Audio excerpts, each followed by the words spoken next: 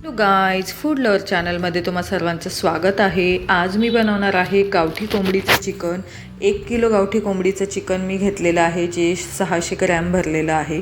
त्यानंतर मी ते स्वच्छ धुवून घेतलेलं आहे। कुकरमध्ये मी तेल घेतलेलं आहे आणि त्याच्यामध्ये 2 चमचे धना पावडर, अर्धा चमचा हळद आणि 2 चमचे मीठ घातलेलं आहे। चवीनुसार मीठ घालायचं आहे, तुम्हाला जेवढं आवडतं तेवढं।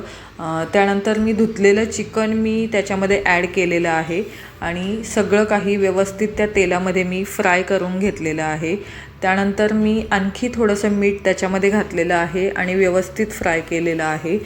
त्यानंतर मी पाणी थोडंसं गरम करून घेतलेलं आहे आणि गरम पाणी मी ह्या चिकनमध्ये ॲड केलेलं आहे।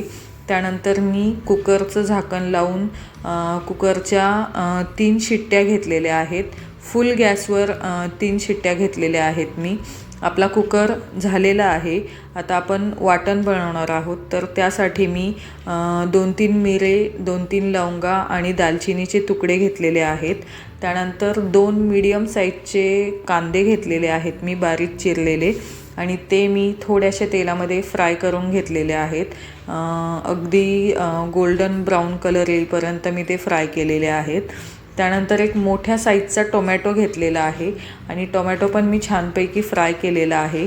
अर्धा सुका नारळ जो असतो तो मी याच्यामध्ये कापून घातलेला आहे आणि फ्राय करून घेतलेला आहे।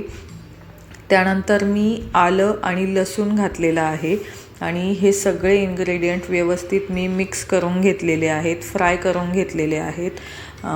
त्यानंतर मी कुकर आपला चेक केलेला आहे, चिकन चेक केलेलं आहे, तर चिकन आपलं छानपैकी शिजलेलं आहे, तुम्ही बघू शकता।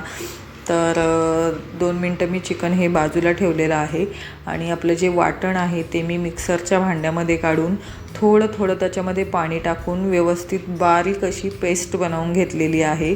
आपण खूप जास्त काहीही याच्यामध्ये वापरलेलं नाही आहे, फक्त आलं, लसूण, कांदा, खोबरं, टोमॅटो आणि गरम मसाला। त्यानंतर मी कढईमध्ये थोडंसं तेल घेतलेलं आहे, त्याच्यामध्ये 2 चमचे होममेड मसाला, 2 चमचे तरीचा मसाला जो कांदा लसूण मसाला असतो तो, आणि अर्धा चमचा हळद घातलेली आहे।